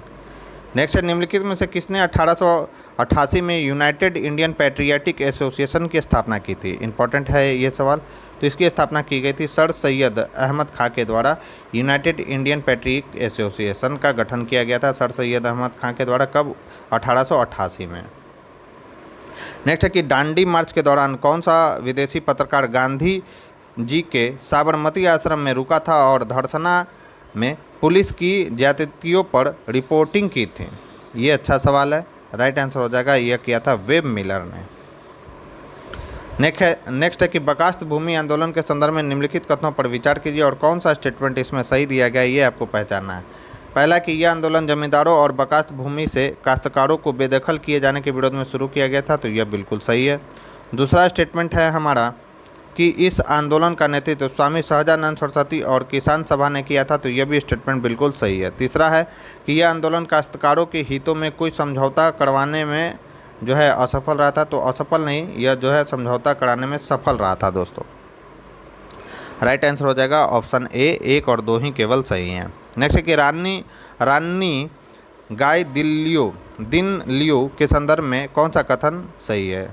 तो रानी गाय दिन लियू के संदर्भ में कौन सा स्टेटमेंट इसमें सही है? तो याद रखेंगे कि हाइपो जादोनांग की मृत्यु के बाद वह हेड़ाका आंदोलन की नेता बनी थी रानी गाय दिल्लियो। राइट आंसर हो जाएगा ऑप्शन बी, इसका बिल्कुल परफेक्ट आंसर होगा। 68 नंबर हमारा सवाल है कि भारतीय स्वतंत्रता संग्राम में चरखे के उपयोग के पीछे महात्मा गांधी की सोच को निम्नलिखित में से कौन सा विकल्प सबसे सटीक रूप से दर्शाता है? राइट आंसर की बात करें तो इसका राइट आंसर होगा कि स्वरोजगार प्रदान करना और ब्रिटिश निर्मित वस्तुओं के बहिष्कार को प्रोत्साहित करना, यह सटीक रूप से यह दर्शाता है दोस्तों। नेक्स्ट है कि 1891 के सहमति की आयु अधिनियम के संदर्भ में निम्नलिखित कथनों पर विचार कीजिए और कौन सा स्टेटमेंट इसमें सही दिया गया है यह आपको बताना है। तो फर्स्ट स्टेटमेंट है हमारा कि इस अधिनियम के माध्यम से लड़कियों के लिए सहमति की आयु 10 वर्ष से बढ़ाकर 12 वर्ष कर दिया गया, तो यह स्टेटमेंट बिल्कुल सही है। दादा भाई नौरोजी ने इसे भारतीय सामाजिक और धार्मिक परंपराओं में हस्तक्षेप मानते हुए इसके विरुद्ध अभियान चलाया था, तो यह स्टेटमेंट जो है गलत है। बाल गंगाधर तिलक और अन्य रूढ़िवादी समूह जैसे रूढ़िवादी भारतीय नेताओं ने इस अधिनियम का विरोध किया और यह तर्क देते हुए कि यह हिंदू सामाजिक और धार्मिक परंपराओं में हस्तक्षेप करता है। दादा भाई नौरोजी ने इसका विरोध नहीं किया था दोस्तों। राइट आंसर हो जाएगा केवल एक ही सही है, ऑप्शन ए इसका बिल्कुल सही आंसर होगा। नेक्स्ट है भारत सरकार अधिनियम 1935 की विशेषताओं के संदर्भ में निम्नलिखित में से कौन सा स्टेटमेंट जो है गलत है, ये आपसे सवाल पूछा जा रहा है। तो याद रखना है कि इसके माध्यम से 21 वर्ष से अधिक आयु के भारतीयों को मतदान का अधिकार दिया गया, यह स्टेटमेंट बिल्कुल यहाँ पर गलत दिया गया है। नेक्स्ट है निम्नलिखित स्वतंत्रता सेनानियों में से किसे लोकप्रिय रूप से केरल का गांधी कहा जाता है? तो केरल का गांधी कहा जाता है किन्हें? तो यह कहा जाता है के कलप्पन को केरल का गांधी इन्हें कहा जाता है। नेक्स्ट है कि निम्नलिखित में से कौन से वेबल योजना के प्रमुख प्रस्ताव थे? तो वेबल योजना का प्रमुख प्रस्ताव कौन सा था, ये आपसे सवाल पूछा गया है। आइए एक एक करके देखते हैं। तो गवर्नर जनरल और सेना प्रमुख यानी कमांडर इन चीफ को छोड़कर कार्यकारी परिषदों के सभी सदस्य भारतीय होंगे, यह था बेबल योजना में। द्वितीय विश्व युद्ध समाप्त होने के बाद नए संविधान पर भविष्य की वार्ताओं के लिए प्रावधान किए जाएंगे, यह भी था इसमें। गवर्नर जनरल को अपने मंत्रियों की सलाह पर वीटो का अधिकार प्राप्त रहेगा, यह भी इसमें शामिल था। राइट आंसर हो जाएगा ऑप्शन डी, इसका बिल्कुल परफेक्ट आंसर होगा। निम्नलिखित में से किसने महात्मा गांधी की तुलना वन मैन बाउंड्री फोर्स से की थी? बहुत ही इंपॉर्टेंट है। तो वन मैन बाउंड्री फोर्स से महात्मा गांधी की तुलना किसने की थी? तो यह किया था लॉर्ड माउंटबेटन ने। राइट आंसर हो जाएगा ऑप्शन डी। नेक्स्ट है कि भारतीय राष्ट्रीय कांग्रेस यानी आईएनसी के संबंध में निम्नलिखित में से कौन सा कथन सही है और सही उत्तर का चयन आपको करना है। पहला है कि एनी बेसेंट भारत की स्वतंत्रता से पहले कांग्रेस की एकमात्र महिला अध्यक्ष थी, तो गलत है। सरोजिनी नायडू भी अध्यक्ष बनाई गई थी। ठीक है, कब बनाया गया था इनको अध्यक्ष? तो याद रखना है 1925 में जो कानपुर अधिवेशन हुआ था उसमें अध्यक्ष बनाई गई थी सरोजिनी नायडू को। नेक्स्ट है मोहम्मद अली जिन्ना कभी भी कांग्रेस के अध्यक्ष नहीं चुने गए थे, तो यह स्टेटमेंट सही है कि मोहम्मद अली जिन्ना कभी भी कांग्रेस के अध्यक्ष नहीं चुने गए थे। मौलाना आज़ाद कांग्रेस के सबसे युवा जो थे अध्यक्ष थे, तो यह भी स्टेटमेंट सही है दोस्तों। तो राइट आंसर हो जाएगा ऑप्शन बी। 75 नंबर हमारा सवाल है कि गांधीवादी आंदोलनों और उनके कारणों के निम्नलिखित युगों में से कौन सा सुमेलित है? सही उत्तर का आपको चयन करना है। तो चंपारण जो सत्याग्रह था वो तीनकठिया प्रणाली के खिलाफ चलाया गया था, बिल्कुल सही है। अहमदाबाद जो मिल आंदोलन है वह क्यों चलाया गया था, ये सवाल पूछा गया। तो यह जो है प्लेग बोनस की समाप्ति के लिए चलाया गया था। और खेड़ा जो सत्याग्रह था वह कर माफ़ी की मांग के लिए यह चलाया गया था। दोनों आंदोलन जो हुआ था 1918 में ही हुआ था, तो ये उल्टा दिया गया, तो ये दोनों यहाँ पर गलत दिए गए, जबकि स्टेटमेंट 1 जो है यहाँ पर सही है। राइट आंसर हो जाएगा ऑप्शन ए, इसका बिल्कुल सही आंसर होगा। दोस्तों अगर ये वीडियो पसंद आ रही हो, वीडियो का कंटेंट अगर आपको पसंद आ रहा हो, तो प्लीज़ इस वीडियो को ज़्यादा से ज़्यादा लाइक करें और अपने दोस्तों के साथ इसे शेयर करना ना भूलें। जो लोग हमारे चैनल से पहली बार जुड़े हैं तो चैनल को सब्सक्राइब कर ले, बेल आइकन को प्रेस कर ले, ताकि नई वीडियो की नोटिफिकेशन सबसे पहले आपको मिल सके। और इस वीडियो का जो पीडीएफ है आपको मेरे टेलीग्राम चैनल पर मिल जाएगा। टेलीग्राम का जो लिंक है वो डिस्क्रिप्शन बॉक्स में दिया गया है, तो आप वहां से जाकर इस वीडियो को पीडीएफ को आसानी से डाउनलोड कर सकते हैं। नेक्स्ट हमारा सवाल है कि भारत के वायसराय और उनके कार्यकाल के दौरान हुई प्रमुख घटनाओं के निम्नलिखित युग्मों पर विचार कीजिए। तो बंगाल विभाजन मैंने बताया था 1905 में हुआ था, किसके शासनकाल में? लॉर्ड कर्जन के शासनकाल में। साइमन कमीशन की रिपोर्ट का प्रकाशन, तो यह घटना जो है हुआ था लॉर्ड इरविन के शासनकाल में, बिल्कुल सही है। अगस्त प्रस्ताव जो है यह हुआ था किसके शासनकाल में? तो लॉर्ड विलिंगटन नहीं थे, कौन थे उस समय? तो लॉर्ड लिनलिथगो थे उस समय भारत के वायसराय। दिल्ली दरबार तृतीय, तो दिल्ली दरबार तृतीय का आयोजन जो किया गया था वो लॉर्ड हार्डिंग के समय किया गया था, यह बिल्कुल सही है। तो यहाँ पर आपसे पूछा जा रहा है कौन सा घटना सुमेलित है? तो 1, 2 और 4, यानी केवल 3 ही सही है, तो राइट आंसर हो जाएगा ऑप्शन सी। निम्नलिखित घटनाओं को सही कालानुक्रम में व्यवस्थित कीजिए और नीचे दिए गए कुट से आपको सही उत्तर का चयन करना है कि कौन सा होगा। तो 77 की बात करें तो हिंदुस्तान सोशलिस्ट रिपब्लिक एसोसिएशन का गठन यह किया गया था 1928 में। ठीक है। चटगांव शस्त्रागार छापा, इसका गठन किया गया था 1930 में। फिर सैंडर्स की हत्या यह किया गया था 1928 में। अब यहाँ पर 28 दो जगह आ गया, तो यह सितंबर में किया गया था, याद रखना है। हिंदुस्तान से सोशलिस्ट रिपब्लिक एसोसिएशन की स्थापना सितंबर 1928 में इसका गठन किया गया था। सैंडर्स की जो हत्या है यह किया गया था दिसंबर में। ठीक है, तो यहाँ से पकड़ा गया कि कौन सा हमारा होगा। चंद्रशेखर आज़ाद की मुठभेड़ में क्या हुई थी, हत्या हुई थी, तो यह हुआ था फरवरी 1931 में। तो सबसे पहला अगर हम बात करें तो सबसे पहले हमारा आएगा 1 यानी हिंदू HSRA आएगा पहला हमारा। दूसरा हमारा क्या आएगा? दूसरा हमारा आएगा 3। तीसरा हमारा क्या आएगा? तो ये आएगा चटगांव शस्त्रागार छापा यानी 2। और लास्ट में हमारा क्या आएगा? चंद्रशेखर आज़ाद वाला। तो ये आ जाएगा 1, 3, 2, 4। 1, 3, 2, 4 किस में है? तो यह है ऑप्शन डी में, राइट आंसर हो जाएगा ऑप्शन डी। नेक्स्ट, निम्नलिखित में से कौन बर्लिन समिति से संबंध नहीं था? तो बर्लिन समिति से संबंध कौन से नहीं थे? तो आशुतोष मुखर्जी से संबंधित नहीं थे, जबकि भूपेंद्र नाथ दत्त, लाला हरदयाल और वीरेंद्र नाथ चट्टोपाध्याय बर्लिन समिति से संबंधित थे। और इसकी स्थापना कब हुआ था बर्लिन समिति का, तो याद रखना है 1914 में। नेक्स्ट है कि मार्ले मिंटो सुधार के संदर्भ में निम्नलिखित कथनों पर विचार कीजिए और कौन सा स्टेटमेंट इसमें गलत है, ये आपको पहचानना है कि कौन सा स्टेटमेंट इसमें गलत दिया गया है। तो इसके माध्यम से भारतीयों को केंद्रीय और प्रांतीय विधान परिषदों दोनों के चुनाव में भाग लेने की अनुमति मिली, यह बिल्कुल सही है। इसके माध्यम से केंद्रीय विधान परिषद में एक निर्वाचित गैर सरकारी बहुमत की शुरुआत हुई, तो यह स्टेटमेंट इसमें गलत दिया गया है। नेक्स्ट है कि केंद्रीय विधायिका के सभी सदस्य सीमित मताधिकार के तहत प्रत्यक्ष रूप से निर्वाचित किए जाने थे, तो यह भी स्टेटमेंट इसमें गलत दिया गया है। राइट आंसर हो जाएगा इसका 2 और 3 जो होगा राइट आंसर होगा। नेक्स्ट है निम्नलिखित में से किसने इंडिया हाउस और एक पत्रिका द इंडियन सोशियोलॉजिस्ट की शुरुआत की थी। तो इंडिया हाउस और एक पत्रिका है द इंडियन सोशियोलॉजिस्ट की शुरुआत किसके द्वारा किया गया था, तो यह शुरुआत किया गया था श्यामाजी कृष्ण वर्मा के द्वारा। राइट आंसर हो जाएगा ऑप्शन बी। नेक्स्ट है कि अखिल भारतीय मुस्लिम लीग की स्थापना कहाँ हुई थी, तो अखिल भारतीय मुस्लिम लीग की स्थापना हुई थी दोस्तों ढाका में। कब हुआ था, तो 30 दिसंबर, याद रखेंगे एग्जैक्ट डेट, 30 दिसंबर 1906 को जो है अखिल भारतीय मुस्लिम लीग का गठन किया गया था ढाका में। नेक्स्ट है कि दिसंबर 1927 में स्थापित बटलर समिति ने मुख्य रूप से किस विषय पर विचार किया था, तो बटलर समिति ने जो है किस विषय पर विचार किया था, जो कि इसका गठन कब किया गया था, दिसंबर 1927 में। तो राइट आंसर इसका हो जाएगा रियासतों और सरकार के बीच संबंधों की प्रकृति की जांच के लिए गठित किया गया था, इस समिति को बनाया गया था बटलर समिति को। राइट आंसर होगा ऑप्शन ए। 83 नंबर हमारा सवाल है कि निम्नलिखित में से किसने कांग्रेस के रामगढ़ अधिवेशन की अध्यक्षता की थी, तो कांग्रेस के रामगढ़ अधिवेशन की अध्यक्षता किया गया था मौलाना अब्दुल कलाम आज़ाद के द्वारा। राइट आंसर हो जाएगा ऑप्शन डी। कब हुआ था, तो यह 53वां था, याद रखना है, अधिवेशन था कांग्रेस का, यह हुआ था 1940 में।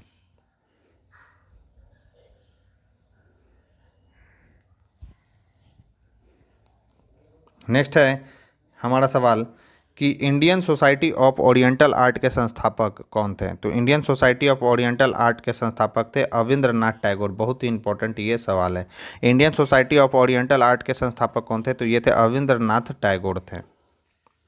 नेक्स्ट है कि 1922 में असहयोग आंदोलन के पतन के पीछे मुख्य कारण क्या थे, असहयोग आंदोलन का पतन क्यों हुआ था, यह सवाल पूछा गया है आपसे। तो खिलाफत संबंधी प्रश्न अपनी प्रासंगिकता खो चुका था, यह बिल्कुल सही है।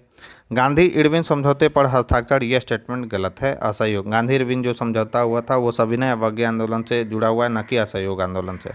चौड़ी चौड़ा में हिंसक घटनाएं, यह बिल्कुल सही है।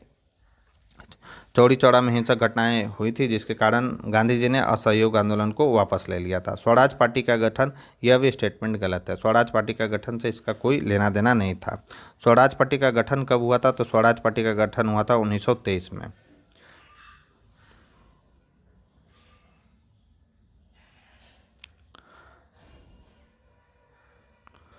किनके सहयोग से हुआ था, तो सी आर दास और मोतीलाल नेहरू द्वारा किया गया था, याद रखेंगे स्वराज पार्टी का गठन। तो राइट आंसर क्या हो जाएगा, 1 और 3 इसका राइट आंसर होगा, यानी किस में होगा ये आंसर, तो यह है ऑप्शन सी में हमें दिख रहा है 1 और 3, राइट आंसर हो जाएगा सी। नेक्स्ट, निम्नलिखित में से किस वायसराय ने कांग्रेस को राजद्रोहियों की संस्था कहा था, तो यह कहा था किसने, तो यह कहा था लॉर्ड डफरिन ने। लॉर्ड डफरिन ने क्या कहा था, कांग्रेस को राजद्रोहियों की संस्था इसे कहा था। स्टेटमेंट वाइज सवाल जो है दोस्तों बीपीएससी में पूछने का ट्रेंड है, तो अच्छे से आपको करके जाना है ये सारे क्वेश्चन। नेक्स्ट, 1942 में भारत भेजे गए क्रिप्स मिशन का मुख्य उद्देश्य क्या था, तो 1942 में जो क्रिप्स मिशन भेजा गया था उसका मुख्य उद्देश्य यही था कि स्वशासन के बदले में द्वितीय विश्व युद्ध के लिए भारतीयों को समर्थन देने की पेशकश करना था। राइट आंसर हो जाएगा ऑप्शन ए। नेक्स्ट है कि निम्नलिखित में से कौन अखिल भारतीय छात्र सम्मेलन 1922 का अध्यक्ष था, तो अखिल भारतीय छात्र सम्मेलन का अध्यक्ष कौन था, तो ये थे भगवान दास थे। कब हुआ था, 1922 ईस्वी में। नेक्स्ट है, निम्नलिखित में से किस नेता ने प्रस्ताव रखा था कि भारत को स्वतंत्रता मिलने के बाद भारतीय राष्ट्रीय कांग्रेस को भंग कर दिया जाएगा, तो यह प्रस्ताव किसके द्वारा रखा गया था, तो यह रखा गया था महात्मा गांधी के द्वारा। राइट आंसर होगा ऑप्शन सी। नेक्स्ट है, कांग्रेस ने किस अधिवेशन में जन गण मन पहली बार गाया गया था, कांग्रेस के किस अधिवेशन में जन गण मन पहली बार गाया गया था? तो याद रखना 1911 का जो अधिवेशन हुआ था कलकत्ता में, उसमें पहली बार जो है जन गण मन को गाया गया था। नेक्स्ट है कि भारत सरकार अधिनियम 1919 की प्रमुख कमियां निम्नलिखित में से कौन सी थी? और सही उत्तर का चयन करना है कि कौन सा स्टेटमेंट इसमें सही दिया गया है। तो भारतीयों को पूर्ण सत्ता हस्तांतरण का अभाव, यह स्टेटमेंट बिल्कुल सही है। निर्वाचन क्षेत्र एक छोटे विशेषाधिकार प्राप्त लोगों के समूह तक सीमित था, यह भी स्टेटमेंट सही है। फिर है हमारा कि वित्त और कानून एवं व्यवस्था जैसे महत्वपूर्ण विभागों पर अंग्रेजों का नियंत्रण जारी रहा, यह भी स्टेटमेंट बिल्कुल सही है। राइट आंसर हो जाएगा 91 का राइट आंसर ऑप्शन डी होगा। नेक्स्ट हमारा सवाल है कि कारावास की सज़ा पाने वाले पहले भारतीय पत्रकार कौन थे? तो कारावास की सज़ा पाने वाले पहले भारतीय पत्रकार कौन थे? तो ये थे सुरेंद्र नाथ बनर्जी। राइट आंसर हो जाएगा ऑप्शन डी। और इन्हें डाला गया था 1883 में अपने अखबार, इनका नाम है द बंगाली, में एक जज के बारे में आलोचनात्मक लेख लिखने के बाद अदालत की अवमानना के आरोप में गिरफ्तार इन्हें कर लिया गया था। नेक्स्ट है 93 नंबर हमारा सवाल कि 1929 में गठित शाही श्रम आयोग के अध्यक्ष कौन थे? तो 1929 में जो शाही श्रम आयोग का गठन किया गया था उसके अध्यक्ष बनाए गए थे कौन? तो जे.एच. व्हिटली जो थे इसके अध्यक्ष बनाए गए थे। नेक्स्ट है साइमन कमीशन के खिलाफ विरोध प्रदर्शन के दौरान कौन से प्रमुख नेता घायल हो गए और बाद में उनकी मृत्यु होगी? तो लाला लाजपत राय की मृत्यु हो गई थी, सभी को मालूम होगा। लाठी प्रहार हुआ था इन पे और काफ़ी गंभीर रूप से ये घायल हो गए थे और जिससे इनकी क्या हो गई थी दोस्तों, मृत्यु हो गई थी। नेक्स्ट है अगस्त 1917 घोषणा का क्या महत्व था? तो 1917 घोषणा का क्या महत्व था? तो इसमें अधिकाधिक भारतीय भागीदारी और स्वशासी संस्थाओं का प्रस्ताव इसमें रखा गया था। राइट आंसर हो जाएगा ऑप्शन सी। नेक्स्ट है निम्नलिखित में से किस कारक ने भारत में होम रूल आंदोलन शुरू करने में योगदान दिया? और सही उत्तर का चयन आपको करके बताना है कि कौन सा स्टेटमेंट सही है। तो मार्ले मिंटो सुधार की समिति, प्रकृति से उदारवादियों की असंतुष्टि, यह स्टेटमेंट सही है। प्रथम विश्व युद्ध के दौरान बढ़े हुए करों और वस्तुओं की कीमतों में वृद्धि के कारण उत्पन्न आर्थिक संकट, यह भी स्टेटमेंट सही है। और थर्ड है हमारा कि स्वराज के लिए राष्ट्रवादी आंदोलन का नेतृत्व करने हेतु बाल गंगाधर तिलक की तत्परता, यह भी स्टेटमेंट बिल्कुल सही है होम रूल आंदोलन शुरू करने के संदर्भ में। राइट आंसर हो जाएगा 96 का डी। नेक्स्ट है कि जनवरी 1941 में सुभाष चंद्र बोस की नज़रबंदी से बच निकलने और पेशावर पहुंचने में किसने मदद की थी? बहुत ही इंपॉर्टेंट सवाल है। तो मदद किसने किया था सुभाष चंद्र बोस की? तो यह किया था भगत राम ने। राइट आंसर हो जाएगा ऑप्शन ए। नेक्स्ट निम्नलिखित में से कौन द्वितीय विश्व युद्ध के शुरू होने के समय भारत का वायसराय था? तो द्वितीय विश्व युद्ध के शुरू होने के समय भारत का वायसराय कौन था? तो यह था लॉर्ड लिनलिथगो। यह जब द्वितीय विश्व युद्ध शुरू हुआ था तो उस समय भारत का वायसराय था। नेक्स्ट है कि हमारा सवाल 99 नंबर की विद्रोह और उनसे जुड़े नेताओं के निम्नलिखित युग्मों पर विचार कीजिए। एक तरफ विद्रोह दिया गया, संबंधित नेता दिया गया है। तो आइए एक एक कर हम देखते हैं। तो एका आंदोलन चलाया गया था उत्तर प्रदेश में, किसके नेतृत्व में? तो मदार पाची के नेतृत्व में। संताल विद्रोह जो चलाया गया था वो सिंधु कानू और चांद और भैरव के नेतृत्व में चलाया गया था, बिल्कुल सही है। पागलपंथी आंदोलन से जुड़े थे करम शाह और टीपू शाह, यह भी सही है। और पाबना कृषक आंदोलन चलाया गया था ईशान चंद्र रॉय के मतलब इससे संबंधित नेता थे ईशान चंद्र रॉय। एक मतलब पहला का तो 1 हो गया।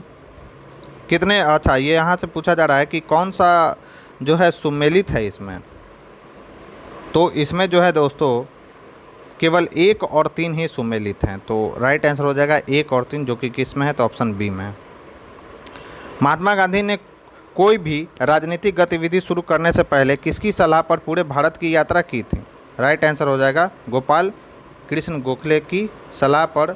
जो मतलब कोई भी राजनीतिक शुरुआत जब करते थे तो पहले किसी पूरे भारत का क्या करते थे, वो यात्रा करते थे। किसकी सलाह पर ऐसा वो करते थे? तो गोपाल कृष्ण गोखले की सलाह पर। इसलिए गोपाल कृष्ण गोखले को महात्मा गांधी का राजनीतिक गुरु कहा जाता है। नेक्स्ट निम्नलिखित में से कौन कैबिनेट मिशन का सदस्य नहीं था? तो कैबिनेट मिशन का सदस्य नहीं था क्लेमेंट एटली। पैथिक्स, लॉर्ड पैथिक लॉरेंस इसके सदस्य थे। सर स्टोफर्ड क्रिप्स भी थे। एवी अलेक्जेंडर भी इसके सदस्य थे। ठीक है। तो लॉर्ड पैथिक लॉरेंस कौन थे? तो लॉर्ड पैथिक लॉरेंस भारत के राज्य सचिव थे। सर स्टोपर्ट जो क्रिप्स थे वो व्यापार बोर्ड के अध्यक्ष थे। और एवी जो अलेक्जेंडर थे वह एडमिरल के प्रथम लॉर्ड थे। नेक्स्ट सवाल है 102 नंबर कि नरमपंथियों और गरमपंथियों के संबंध में निम्नलिखित कथनों पर विचार कीजिए और सही कथन का चयन करना है कि कौन सा है। गरमपंथियों का सामाजिक आधार शिक्षित मध्यम वर्ग था, जबकि नरमपंथियों का सामाजिक आधार जमींदार और उच्च मध्यम वर्ग था। यह स्टेटमेंट बिल्कुल सही। गरमपंथियों का लक्ष्य संवैधानिक तरीकों से सुधार करना था, जबकि नरमपंथियों का लक्ष्य मुखर तरीकों से स्वराज प्राप्त करना था। तो उल्टा दिया गया है, यह स्टेटमेंट गलत है हमारा।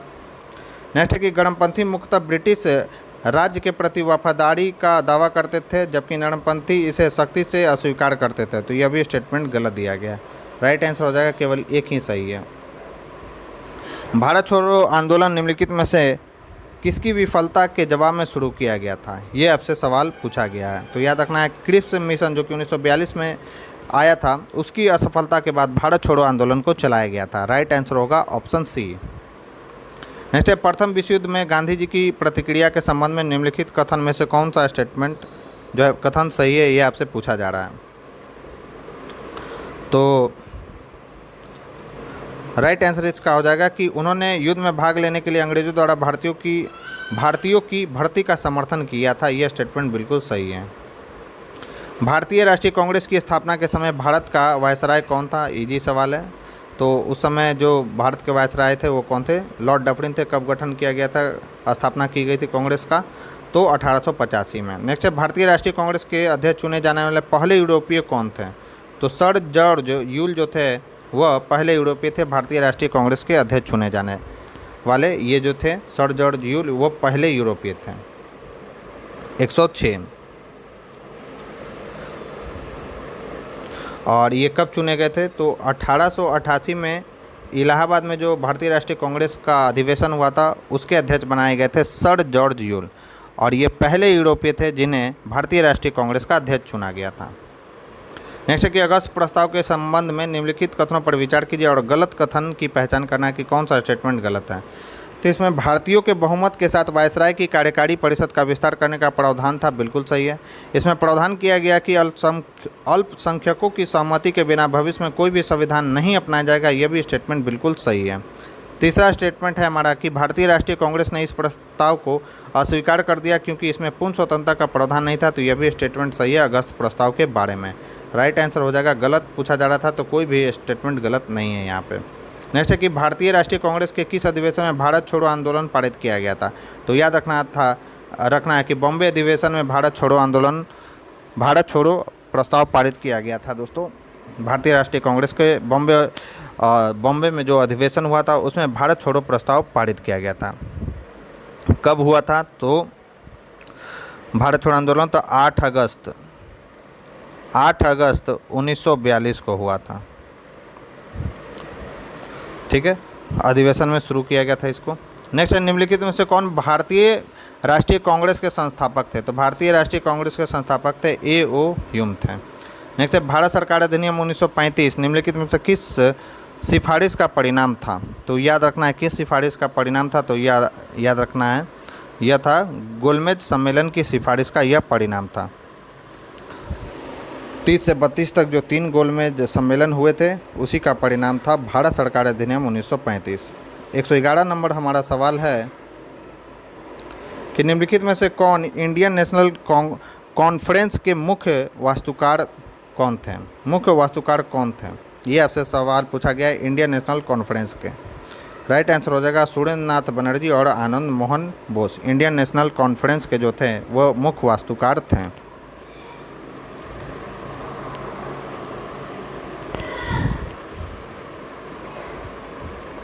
नेक्स्ट है कि 1913 में पटना में अनुशीलन समिति की शाखा की स्थापना किसने की थी? तो इसकी स्थापना की गई थी सचिंद्र नाथ सान्याल के द्वारा। पटना में अनुशीलन समिति की एक शाखा का गठन किया गया था, वह किनके नेतृत्व में किया गया था? तो सचिंद्र नाथ सान्याल के द्वारा किया गया था। इंपॉर्टेंट है ये सवाल। राइट आंसर हो जाएगा सी। नेक्स्ट है कि राष्ट्रीय योजना समिति यानी NPC के संबंध में निम्नलिखित कथनों पर विचार कीजिए और कौन सा स्टेटमेंट सही है ये आपसे पूछा जा रहा है। तो इसे 1938 में कांग्रेस के हरिपुरा अधिवेशन में पेश किया गया था, बिल्कुल सही है। सरदार वल्लभ भाई पटेल को इस समिति का प्रथम अध्यक्ष नियुक्त किया गया था, यह स्टेटमेंट गलत है। जवाहरलाल नेहरू को 1938 में इस समिति का पहला अध्यक्ष नियुक्त किया गया था, न कि सरदार वल्लभ भाई पटेल को। इसका उद्देश्य राष्ट्रीय आर्थिक विकास के लिए एक व्यापक योजना तैयार करना था, यह स्टेटमेंट बिल्कुल सही है। राइट आंसर हो जाएगा ऑप्शन बी जो होगा इसका परफेक्ट आंसर होगा। नेक्स्ट, निम्नलिखित में से किसने बाल गंगाधर तिलक को भारतीय शांति का जनक कहा था, ये आपसे सवाल पूछा गया है। तो वैलेंटाइन सिरोल ने बाल गंगाधर तिलक को भारतीय शांति का जनक बताया था। राइट आंसर हो जाएगा ऑप्शन ए। नेक्स्ट, महिलाओं को शिक्षा प्रदान करने के उद्देश्य से 1916 में भारतीय महिला विश्वविद्यालय की स्थापना किसने की थी? इंपॉर्टेंट है ये सवाल। तो महिलाओं को शिक्षा प्रदान करने के उद्देश्य से 1916 में भारतीय महिला विश्वविद्यालय की स्थापना किसके द्वारा किया गया था? तो यह किया गया था D.K. कर्वे के द्वारा। राइट आंसर हो जाएगा ऑप्शन ए। नेक्स्ट है कि वह महाराष्ट्र की एक प्रसिद्ध समाज सुधारक थी जिन्होंने महिलाओं के अधिकारों के लिए लड़ाई लड़ी और बाल विवाह के खिलाफ आवाज़ उठाई। वह महिलाओं के हित के लिए आर्य महिला समाज, मुक्ति मिशन और शारदा सदन की संस्थापक थी। उपयुक्त गद्यांश निम्नलिखित में से किस व्यक्तित्व का वर्णन किया जा रहा है? तो राइट आंसर की बात करें तो इसका राइट आंसर हो जाएगा किनके बारे में यह कहा जा रहा है? तो यह कहा जा रहा है पंडिता रमाबाई के बारे में। राइट आंसर हो जाएगा ऑप्शन बी। नेक्स्ट है कि आज़ाद हिंद फौज के संबंध में निम्नलिखित कथनों पर विचार कीजिए और कौन सा स्टेटमेंट सही है ये आपको बताना है। राइट आंसर की बात करें तो इसका गठन पहली बार 1940 में भारत छोड़ो आंदोलन से ठीक पहले हुआ था, तो यह स्टेटमेंट जो है गलत है। INA का गठन मूल रूप से कैप्टन मोहन सिंह द्वारा सितंबर 1942 में द्वितीय विश्व युद्ध के दौरान सिंगापुर में किया गया था। नेक्स्ट है कि इसमें गांधी, नेहरू और मौलाना आज़ाद के नाम पर अलग अलग रेजिमेंट थी, तो यह स्टेटमेंट बिल्कुल सही है। इसने एक महिला रेजिमेंट का गठन किया और उसका नाम झांसी रानी रेजिमेंट रखा गया, तो यह भी स्टेटमेंट बिल्कुल सही है। और इसकी कमान किसको दिया गया था? तो कैप्टन लक्ष्मी सहगल के पास थी झांसी रेजिमेंट की कमान। राइट आंसर हो जाएगा 2 और 3 ही केवल यहाँ पर सही है। राइट आंसर होगा सी। 118 नंबर सवाल है कि भारत में गांधी जी के शुरुआती आंदोलनों के संबंध में निम्नलिखित में से कौन सा युग्म सही सुमेलित है? ये आपसे स्टेटमेंट पूछा जा रहा है, कौन सा युग्म सही सुमेलित है? तो चंपारण जो सत्याग्रह हुआ था भारत में गांधी जी का पहला सत्याग्रह था, तो ये स्टेटमेंट पहली बार भूख हड़ताल नहीं किया गया था गांधी जी के द्वारा। पहली बार जो भूख हड़ताल किया गया था वह अहमदाबाद मिल आंदोलन में किया गया था। और ये जो था चंपारण सत्याग्रह की बात करें तो यह पहला सविनय अवज्ञा था और अहमदाबाद जो मिल हड़ताल था वह पहली भूख हड़ताल थी गांधी जी की भारत में। खेड़ा सत्याग्रह जो था पहला असहयोग आंदोलन था।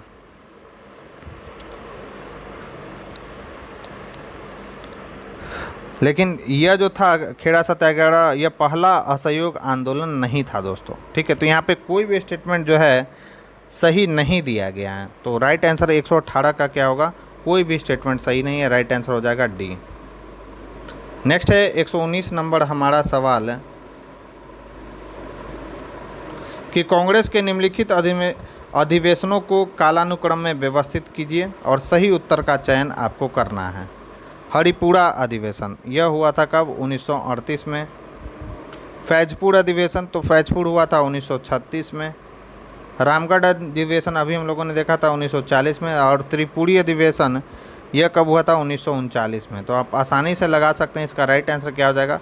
1936 यानी फैजपुर पहले आएगा यानी 2, उसके बाद आएगा 1 यानी हरिपुरा अधिवेशन। तो 2, 1, 4, 3 जो 2, 1, 4, 3 2, 1, 4, 3 किस में है? तो यह है ऑप्शन डी में।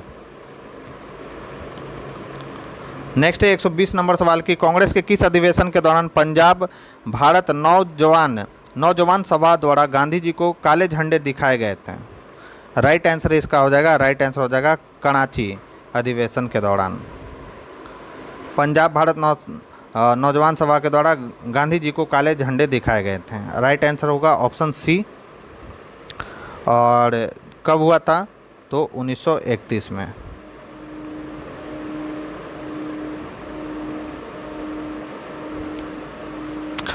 कराची अधिवेशन की अध्यक्षता किसने की थी? आपको मुझे कमेंट बॉक्स में लिखकर बताना है। सांप्रदायिक पंचायत के तहत पहली बार किस समुदाय के लिए पृथक निर्वाचिका का प्रावधान किया गया था। तो सांप्रदायिक पंचायत के तहत पहली बार किस समुदाय के लिए पृथक निर्वाचिका का प्रावधान किया गया था? राइट आंसर की बात करें तो 121 का राइट आंसर हो जाएगा दलित वर्ग के लिए।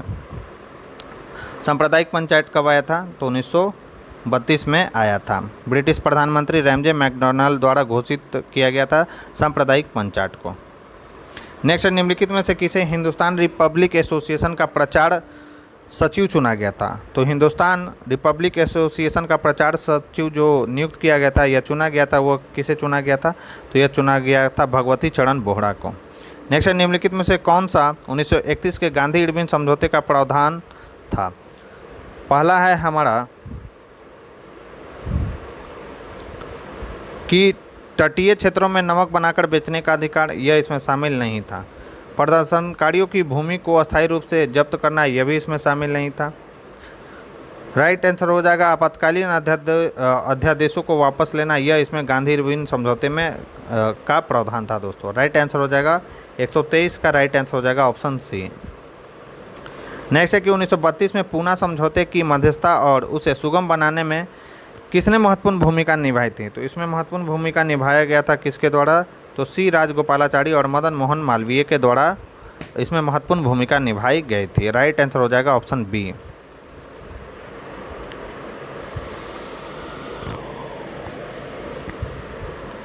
नेक्स्ट, निम्नलिखित में से किस व्यक्ति को महात्मा गांधी ने व्यक्तिगत सत्याग्रह में भाग लेने के लिए नहीं चुना था? राइट आंसर हो जाएगा जेबी कृपलानी को। पहले जो व्यक्तिगत सत्याग्रह के लिए चुने गए थे वो कौन थे? आचार्य विनोबा भावे। दूसरे कौन थे? जवाहरलाल नेहरू। और तीसरे कौन थे? तो ब्रह्मदत्त थे। टोक्यो में इंडियन क्लब की स्थापना निम्नलिखित में से किसने की थी? तो टोक्यो में इंडियन क्लब की स्थापना किसके द्वारा किया गया था? इंपॉर्टेंट है ये सवाल, तो याद रखना यह किया गया था रास बिहारी बोस के द्वारा। राइट आंसर हो जाएगा ऑप्शन बी। तो कब किया गया था? 1915 में। नेक्स्ट, निम्नलिखित में से किस व्यक्ति का संबंध the Arctic home in the Vedas पुस्तक से है? तो यह लिखा था किसने? तो यह है लिखा था बाल गंगाधर तिलक ने। राइट आंसर हो जाएगा ऑप्शन सी। नेक्स्ट है हमारा सवाल 128 नंबर की, व्यक्तिगत सत्याग्रह के उद्देश्यों के संबंध में निम्नलिखित में से कौन सा कथन सही है? पहला है स्टेटमेंट हमारा, कौन सा स्टेटमेंट इसमें सही है? ये आपसे सवाल पूछा गया है व्यक्तिगत सत्याग्रह के बारे में। अभी मैंने बताया था कि आचार्य विनोबा भावे जो थे पहले सत्याग्रही थे। यह दिखाना कि राष्ट्रवादियों का धैर्य उनकी कमजोरी नहीं है, बिल्कुल सही है। सरकार को कांग्रेस की मांगों को शांतिपूर्ण तरीके से स्वीकार करने का एक और अवसर देना, यह भी बिल्कुल सही है। युद्ध के विरोध में विचार प्रकट करने की स्वतंत्रता सुनिश्चित करना, यह भी था व्यक्तिगत सत्याग्रह का उद्देश्य। कब चलाया गया था व्यक्तिगत सत्याग्रह? तो 1940 में चलाया गया था महात्मा गांधी के नेतृत्व में। राइट आंसर हो जाएगा ऑप्शन डी। 129 नंबर सवाल की बात करें तो 129 नंबर हमारा सवाल है कि चौरी चौरा घटना के बाद जिन लोगों को गिरफ्तार किया गया उन्हें कानूनी सहायता किसने प्रदान की थी? तो उन्हें कानूनी सहायता प्रदान की थी मदन मोहन मालवीय और कृष्णकांत ने। इंपॉर्टेंट है ये सवाल, अच्छे सवाल जो हैं दोस्तों 150 क्वेश्चन अगर आप कर लेते हैं तो यकीन मानिए कि अगर हिस्ट्री से रिलेटेड, एक तो पार्ट 1 मैंने करा दिया और ये पार्ट 2, इन दोनों को करने के बाद हिस्ट्री से लगभग जो क्वेश्चन हैं दोस्तों आपके कवर हो जाते हैं। बाकी जो क्वेश्चन हैं आप प्रीवियस ईयर्स में जब लेकर आऊँगा बीपीएससी के लिए तो उसमें आप कवर कर लेंगे। तो हिस्ट्री वाला जो सेक्शन है दोस्तों वो आपका कंप्लीट रूप से पूर्ण हो जाएगा। बस आपको एग्जाम में जाना है और अपने आंसर को अच्छे से टिक आउट कर देना है। अगर मान लेते हैं कि 10 क्वेश्चन हिस्ट्री से पूछ रहा है या 15 क्वेश्चन पूछ रहा है तो मानकर आप ऐसा मानकर चलिए कि इस प्रैक्टिस सेट को करने के बाद कम से कम आपके 10 जो क्वेश्चन है दोस्तों 10 या 12 क्वेश्चन आपके फिक्स रहेंगे यहाँ से, क्योंकि क्वेश्चन काफ़ी अच्छे लेवल के इसमें दिए गए। इसके बाद मैं एडिटोरिया का भी सेट लेकर आऊँगा, मैंने पोल कराया था और सबसे ज़्यादा जो डिमांड किया गया है एडिटोरिया का प्रैक्टिस सेट का डिमांड किया गया, तो इसके बाद मैं प्रैक्टिस सेट एडिटोरिया का ही लेकर आऊँगा दोस्तों। नेक्स्ट है हमारा सवाल कि 130 नंबर के दूसरे गोलमेज सम्मेलन में भारतीय राष्ट्रीय कांग्रेस के प्रतिनिधित्व के संबंध में निम्नलिखित में से कौन सा स्टेटमेंट सही है? राइट आंसर हो जाएगा महात्मा गांधी भारतीय राष्ट्रीय कांग्रेस के एकमात्र आधिकारिक प्रतिनिधि थे, यह स्टेटमेंट सही है। 1928 में कलकत्ता कांग्रेस अधिवेशन के संदर्भ में निम्नलिखित में से कौन सा स्टेटमेंट सही है? आइए एक एक कर देखते हैं। तो मोतीलाल नेहरू ने इस अधिवेशन की अध्यक्षता की जिसमें ब्रिटिश सरकार को डोमिनियन स्टेट के लिए 1 वर्ष की समय सीमा दी, यह बिल्कुल सही है।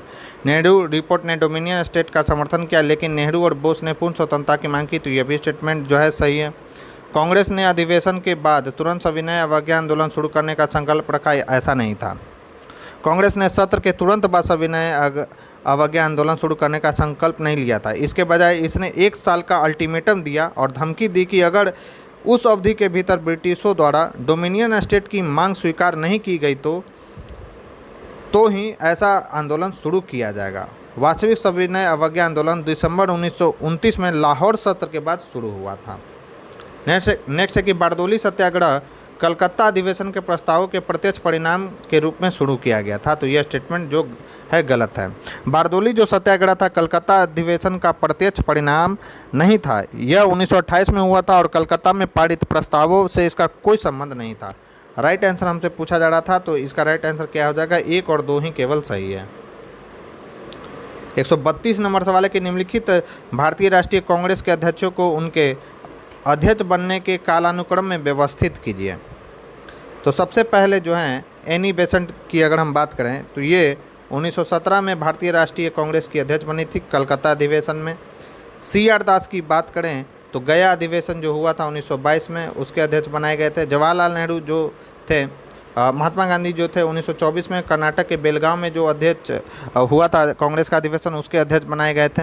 और जवाहरलाल नेहरू की बात करें तो जवाहरलाल नेहरू बनाए गए थे कब? तो 1929 का जो लाहौर अधिवेशन हुआ था उसमें ये अध्यक्ष बनाए गए थे। तो एनी बेसेंट पहले नंबर पर ये आ जाएंगी, फिर CR दास ये मतलब 3, फिर गांधी जी 1 और जवाहरलाल नेहरू 2। तो 4312 किसमें? ऑप्शन डी में।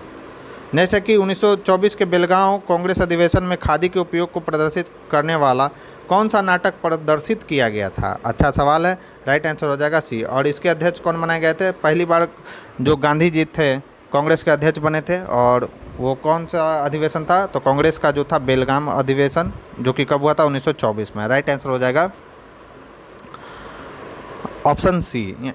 मतलब इस क्वेश्चन का राइट आंसर हो जाएगा ऑप्शन सी, पवित्र खादी। नेक्स्ट, निम्नलिखित में से कौन सी मांगे 1928 की नेहरू रिपोर्ट में शामिल थी? कौन सी मांगे जो थी शामिल थी इसमें, ये आपसे सवाल पूछा गया है। तो इसमें शामिल क्या क्या था? डोमिनियन स्टेट शामिल था, केंद्र और प्रांतों में उत्तरदायी सरकार यह भी शामिल था, और 19 मौलिक अधिकारों की इसमें मांग की गई थी, यह भी स्टेटमेंट सही है। यानी 1, 3, 5 इसका राइट आंसर होगा। नेक्स्ट हमारा सवाल है कि 1894 में आयोजित भारतीय राष्ट्रीय कांग्रेस के मद्रास अधिवेशन के अध्यक्ष कौन थे? अच्छा सवाल है। तो 1894 में आयोजित भारतीय राष्ट्रीय कांग्रेस के मद्रास अधिवेशन के अध्यक्ष कौन बनाए गए थे? तो अध्यक्ष बनाए गए थे अल्फ्रेड वेब, इसके जो है अध्यक्ष बनाए गए थे। 136 नंबर हमारा सवाल है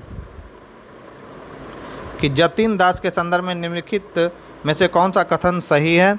ये आपसे सवाल पूछा जा रहा है।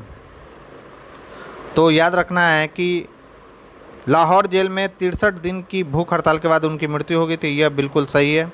और क्या है कि भूख हड़ताल के दौरान उन्हें ज़बरदस्ती खाना खिलाया गया, जिससे उनकी स्थिति गंभीर हो गई और अंततः यह जानलेवा साबित हुआ, यह भी स्टेटमेंट सही है। और लास्ट है हमारा क्या कि सुभाष चंद्र बोस ने उन्हें भारत का युवा दधीची कहा था, यह भी स्टेटमेंट सही है। राइट आंसर हो जाएगा ऑप्शन बी। 1, 3 और 4 इसमें स्टेटमेंट सही दिए गए। नेक्स्ट है कि उपन्यास और उनके लेखकों के निम्नलिखित युग्मों में से कौन से सुमेलित नहीं है? कौन सा सुमेलित नहीं है, ये आपसे सवाल पूछा गया। बंदी जीवन लिखा गया सचिन सान्याल के द्वारा, बिल्कुल सही। पाथेड़ डाबी जो है दबी, यह लिखा गया शरद चंद्र मुखर्जी के द्वारा, चटर्जी के द्वारा। सुदेश गीतम यह लिखा गया सुब्रमण्यम भारती के द्वारा, यह सही है। सभी के सभी कुट यहाँ पर सही दिए गए हैं। सुमेलित नहीं पूछा गया है, तो राइट आंसर हो जाएगा इनमें से कोई नहीं। नेक्स्ट है कि केंद्रीय विधानसभा पर बमबारी का निम्नलिखित में से कौन सा उद्देश्य था? तो इसका उद्देश्य जो था वह था दमनकारी विधेयकों के पारित होने का विरोध करना। 8 अप्रैल 1929 को भगत सिंह और बटुकेश्वर दत्त द्वारा केंद्रीय विधानसभा पर बम फेंका गया था और उसका उद्देश्य था कि दमनकारी विधेयकों के पारित होने का विरोध करना। नेक्स्ट कि सरोजनी नायडू को किस अधिवेशन में भारतीय राष्ट्रीय कांग्रेस का अध्यक्ष चुना गया था? तो कानपुर अधिवेशन जो कि 1925 में हुआ था, उसकी अध्यक्ष बनाई गई थी सरोजनी नायडू। और यह कांग्रेस की अध्यक्ष बनने वाली प्रथम भारतीय महिला थी। अगर पूछा जाए कि कांग्रेस की अध्यक्ष बनने वाली पहली महिला कौन थी, तो यह थी एनी बेसेंट। 1917 में जो कलकत्ता अधिवेशन हुआ था उसकी अध्यक्ष बनाई गई थी एनी बेसेंट। लेकिन प्रथम भारतीय बोला जाए तो कौन थी, तो ये सरोजिनी नायडू थी। नेक्स्ट है, निम्नलिखित स्वतंत्रता सेनानियों पर विचार कीजिए और निम्नलिखित में से कौन गदर पार्टी से सक्रिय रूप से जुड़ा हुआ है, ये आपको पहचानना है। तो ये कौन थे, तो ये थे रास बिहारी बोस। ये गदर पार्टी से सक्रिय रूप से जुड़े हुए थे। राइट आंसर हो जाएगा ऑप्शन डी। नेक्स्ट है कि होम रूल लीग के संबंध में निम्नलिखित में से कौन सा स्टेटमेंट सही है और सही उत्तर का चयन करना है। तो पहला है हमारा कि एनी बेसेंट ने अप्रैल 1916 में इंडियन होम रूल लीग की स्थापना की, जिसका मुख्यालय पूना में था। तो सितंबर में इनके द्वारा किया गया था, याद रखना है। सितंबर में 1916 में इंडियन होम रूल लीग की स्थापना एनी बेसेंट के द्वारा किया गया था।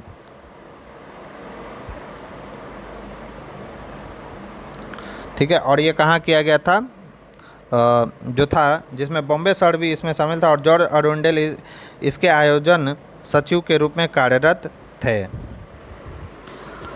कहाँ किया गया था, मुख्यालय जो था इसका, यह जो था मद्रास था, न कि पुणे था। तो यह स्टेटमेंट तो गलत हो गया।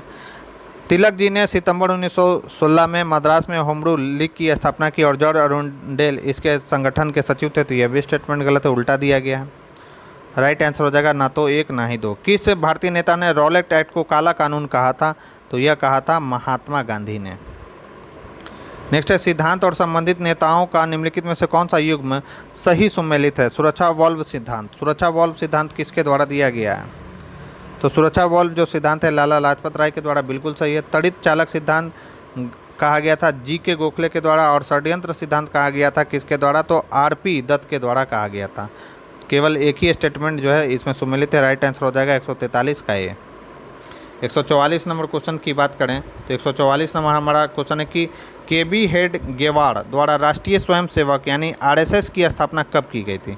तो इसकी स्थापना की गई थी, आरएसएस की स्थापना कब किया गया था, 1925 ईस्वी में। केशव बलीराम हेडगेवार के द्वारा इसकी स्थापना किया गया था 1925 में। नेक्स्ट है, निम्नलिखित में से कौन से क्रांतिकारी काकोरी षड्यंत्र से जुड़े नहीं थे। कौन से जुड़े नहीं थे, ये आपसे सवाल पूछा गया है। तो याद रखना है कि खुद्दीराम बोस और रास बिहारी बोस इससे जुड़े नहीं थे, जबकि अशफाक उल्लाह खां, चंद्रशेखर आज़ाद और सचिन नाथ सान्याल जो थे काकोरी हत्याकांड से जो थे जुड़े हुए थे। कब हुआ था यह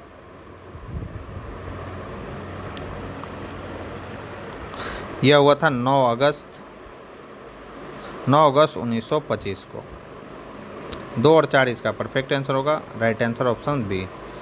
नेक्स्ट है, भारतीय क्रांतिकारी सेना के संदर्भ में निम्नलिखित कथनों पर विचार कीजिए और सही का चयन करना है कि कौन सा स्टेटमेंट इसमें सही है। तो सुभाष चंद्र बोस भारतीय क्रांतिकारी सेना के नेता थे, यह स्टेटमेंट गलत है। सूर्य सेन, जिन्हें मास्टरदा के नाम से जाना जाता है, भारतीय क्रांतिकारी सेना के बैनर तले एकजुट क्रांतिकारियों के एक दृढ़ समूह का नेतृत्व किया था, न कि सुभाष चंद्र बोस ने।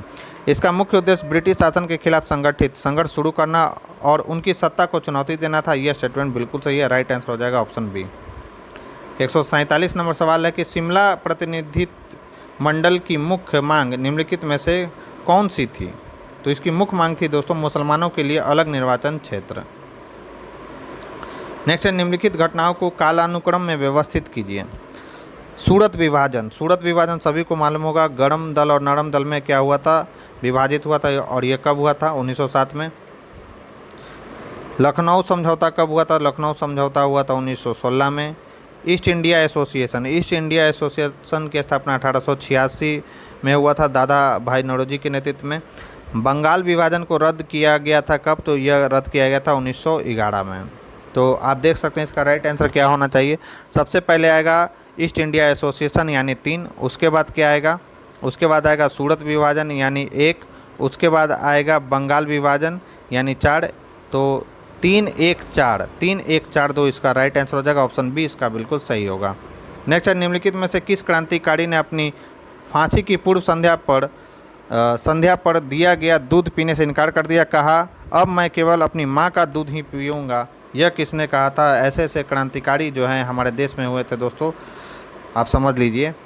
तो यह कहा था राम प्रसाद बिस्मिल ने यह स्टेटमेंट दिया था कि अब मैं जो है केवल अपनी माँ का दूध पीऊँगा। अंग्रेज़ों के द्वारा जो दूध दिया गया तो वो उन्होंने पीने से इनकार कर दिया था।